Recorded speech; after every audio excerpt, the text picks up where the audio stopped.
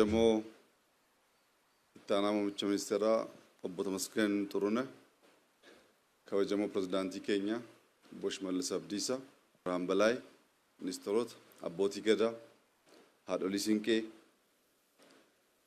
uummata asitti argamtan hundaaf duraan dursa qeexoo kaleessa irraa dhunnee itti dhiqannee itti guddannee sababa ta'ee ijaaf ijaan wal arginee haala kanaan deebinee waa'ee misoomaa waa'ee nagaa dubbachuu akka dandeenyu nu taasise kana kennaa waaqaa kennaa uummata keenyaa sababa guddaa waan nu ta'eef gammachuutti dhaga'ame isin ibsuu barbaada. Bara ijoollummaa siin gaafa ceenu qeexoon bara lakkaa'ee yeroo lakkaa'ee akkaataa kanaan uummata keenyatti deebinee ijaaf ijaan wal agarree nagaa walitti dhaamnee gammachuu walii ibsinee hawwii gaarii qabnu wal geenyee mari'achuu akka dandeenyu gochuu danda'a kan jedhu amantaa akkasiin qabuun ture. Bara sana yaadattu aspaaltiin hin jiru rakkoodha asiin darbuun waan salphaan turre garuu har'a qeexoon deebi'ee maatii kootti na deebisuu danda'u isaatti gammachuu guddaatu natti dhaga'ama. Egaa maatiin gaafa yeroo jalqabaatiif wal argu nagaa wal gaafata waan ta'eef akkam jirtu nagaa keessanii qe'een nagaadhaa maatiin nagaadhaa ummanni keenya nagaa jaallata. Ummanni keenya kadhaasaa keessatti kan nagaan na bulchite nagaan na oolchi osoo hin jedhin manaan ba'u. Galgala hojii isaa raawwatee gaafa deebi'us kan nagaan na oolchite nagaan na bulcheedha. Galata galatatee rafa. Isa duwwaa garuu miti.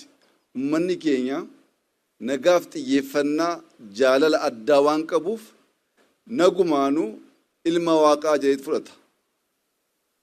Ijoollee isaa nagaasoo nagaasaa jedhee maqaatti baafata. Ummanni keenya nagaa jaallatee nagaa kadhatee ijoollee isaatti maqaa baafatee kanaan garuu hin dhaabbatu. Nagaan kan booreessan jiraannaan boora'uu akka danda'u hin beeka. Kanaaf jedhee ijoollee isaa ammas araarsaa jedhee baasa. Nagaasaa duwwaan jedhu.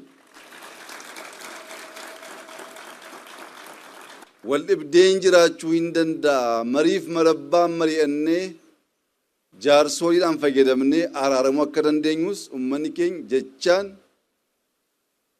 kadhannaa guyyaa guyyaatiin nu barsiisaa guddanne. Nagaa hin jaallanna.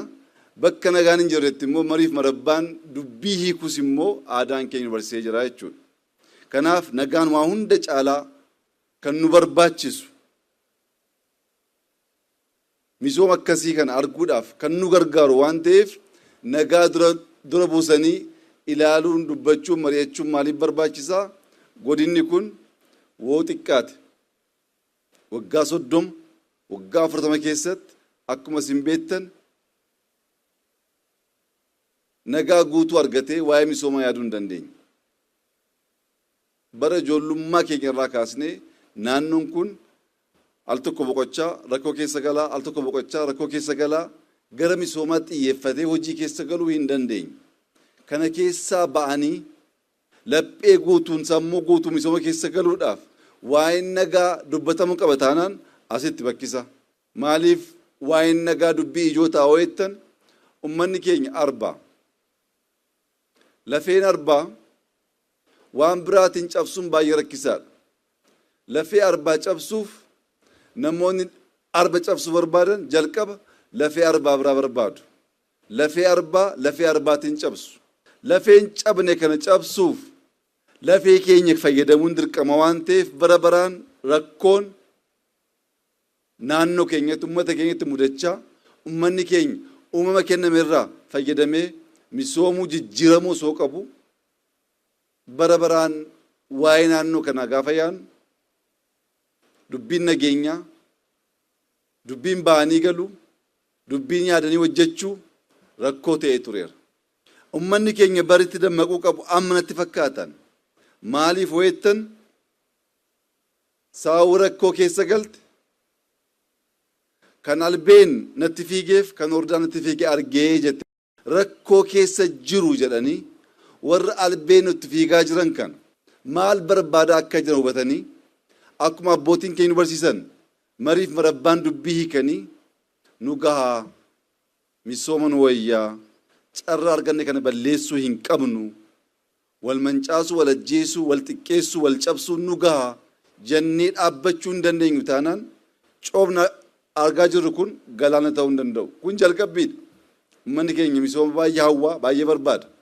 Jalqabbiin kun coobni kun galaana ta'ee misooma guddaa fiduu akka danda'uuf nagaan keenya bakka nagaan booreetti immoo mariif marabbaan mari'atanii araaraan dubbii hiikuun aadaa keenya waan ta'eef irra deebinee isa xiyyeeffannee mari'annee kallattii kaa'uun baay'ee murteessaa natti fakkaata.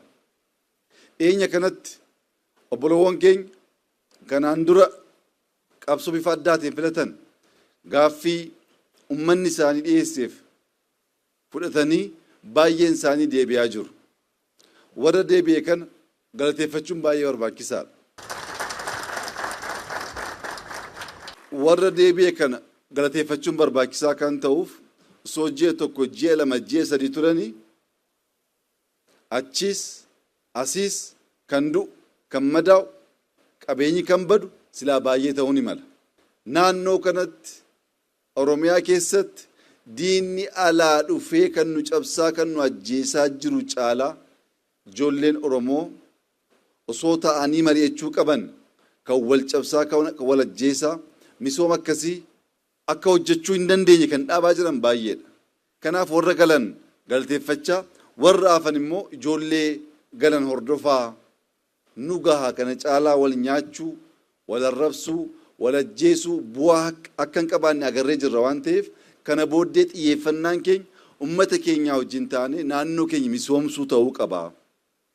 Wallagga keessatti namni bunaan filloo laale oomishtummaa guddisee ekspoortii bal'isee misooma baay'ee soo yaaduu qabu bunni hammasii as jiraate buna funaannee gurguruu keessaa baane buna keessa wal ajjeesuun waan nuuf tolu waan nuuf malu miti.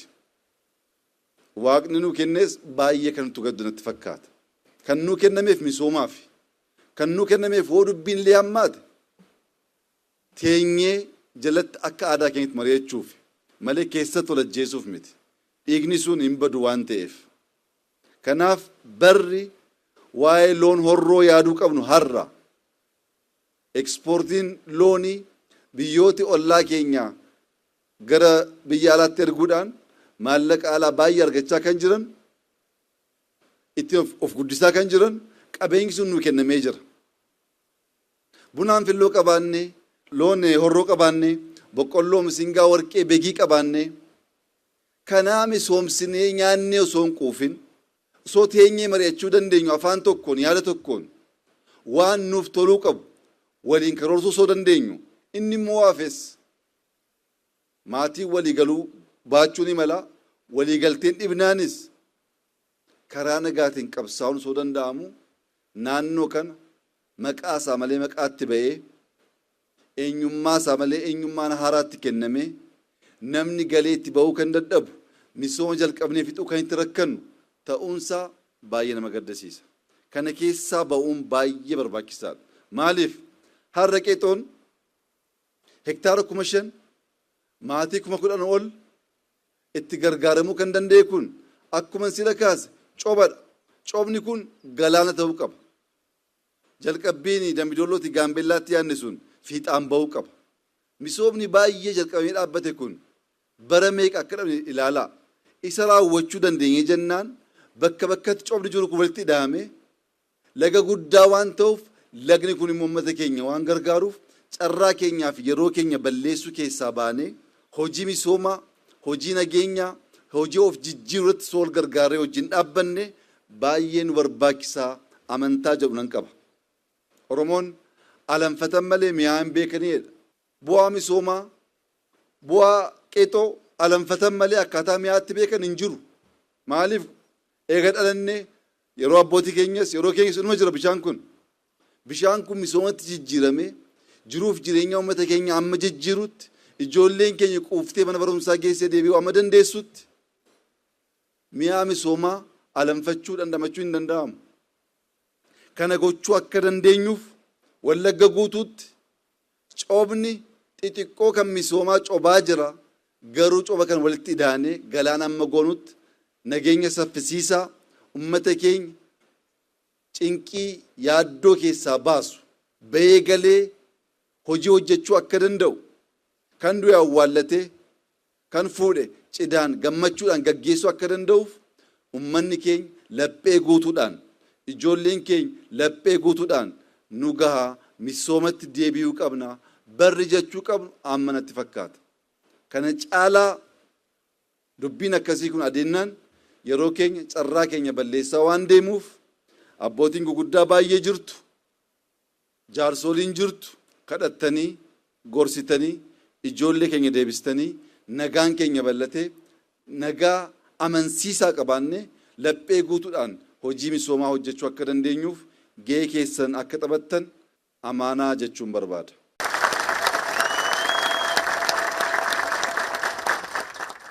Ummanni kun qabsoodhaan hin beekamu.